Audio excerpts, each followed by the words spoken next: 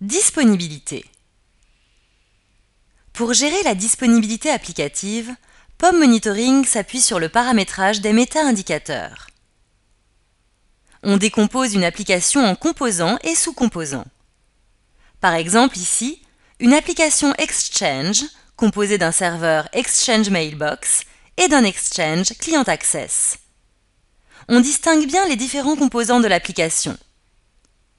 Pour chacun de ces composants et sous-composants, on peut voir leur disponibilité. En mixant le tout, on calcule la disponibilité globale de l'application. En termes d'outils, cela permet de disposer d'un graphe de disponibilité. Ici, on voit une application fortement indisponible.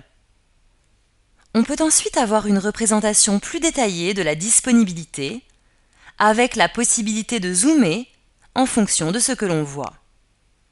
Et pour chacun des composants sélectionnés, on peut visualiser de nombreuses informations, dont la disponibilité et le niveau de service en regard du SLA. Enfin, un troisième widget permet d'avoir une vision de synthèse plus orientée diagnostic. Ici, on voit par exemple que Client Access est en état critique. En cliquant dessus, on obtient une analyse de causalité qui permet rapidement d'identifier les services à l'origine de l'indisponibilité. En complément des 3 widgets que nous venons de voir, vous disposerez d'un rapport dit de disponibilité applicative.